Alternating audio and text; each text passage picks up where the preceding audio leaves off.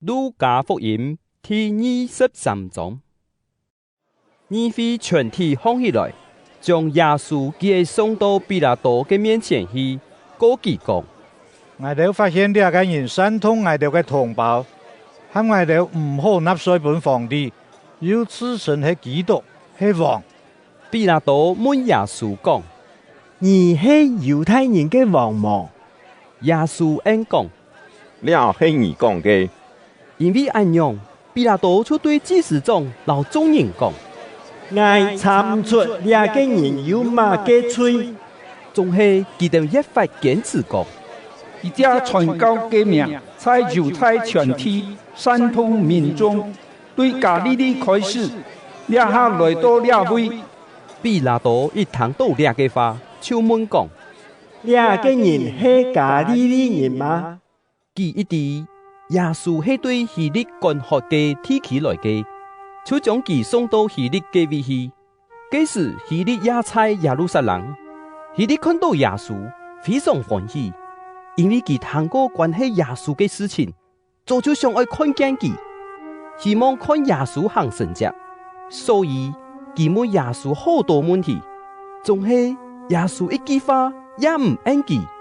嗰條祭司長老經學教師進前來，親力告佢，希律老佢嘅兵呢就滅殺佢，並侮辱佢，然後佢就拿一輛清淨嘅長袍作在佢身上，送佢到轉比拉多嘅位去。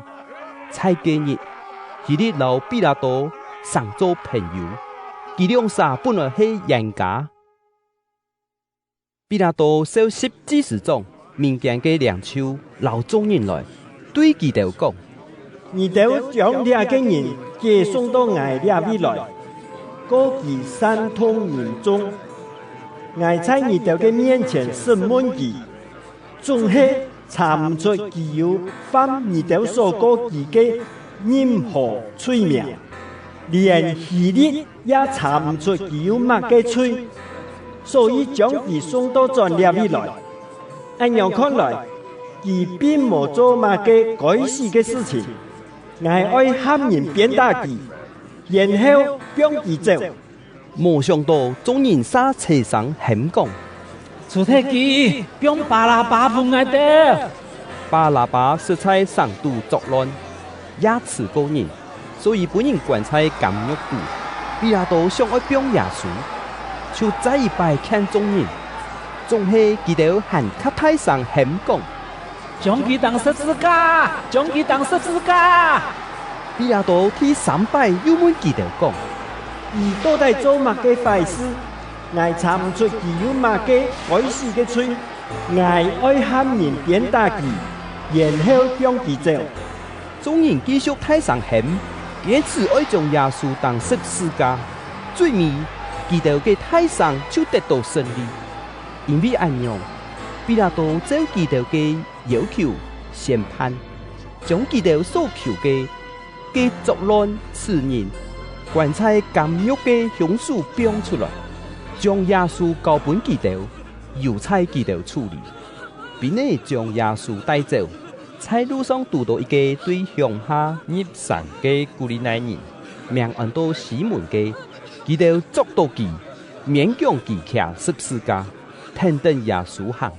有一大群嘅人聽等耶穌，其中有啲父母為佢傷心大叫。耶穌轉身對佢哋講：耶路撒冷嘅父母啊，唔是為我叫，係為你哋自家老你哋嘅子女叫，因為你哋味道，人會講，無凶無廢台，無本無愛失能嘅，真有福氣哦。這時人會對大山講：砸在我哋身上啊！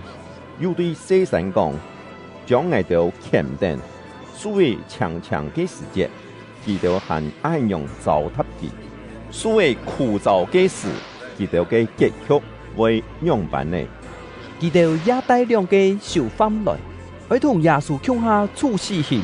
佢哋到一個地方，按到頭那學嘅山頭，在嗰位，佢哋將耶穌當在十字架上，同時也當嘅兩個小販。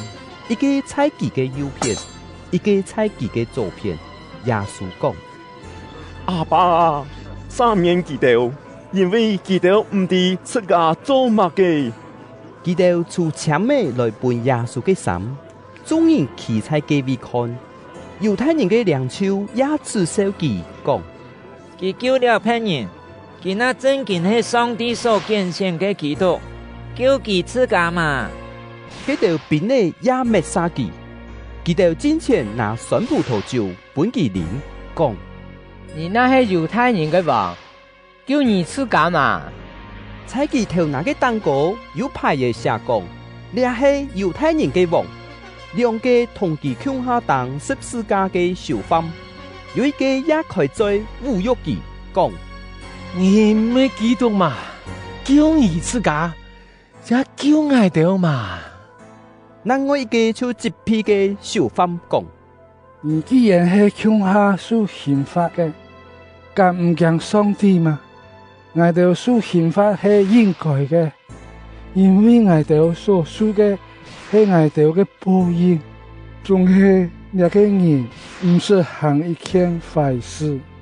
然後佢就對耶穌講：耶穌啊，你做王降臨嘅時，求你唔好唔記得我。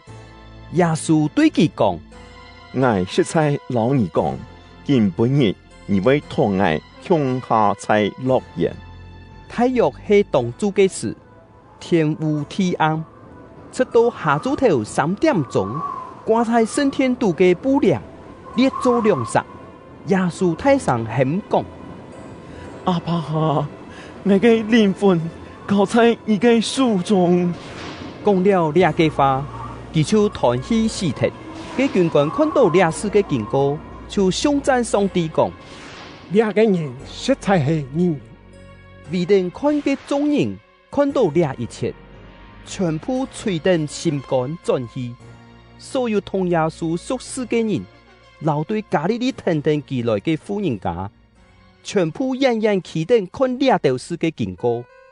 有一個名按到約瑟嘅人，係議會嘅議員，做人良善又正直。議會嘅計謀老所做嘅，佢並無贊成。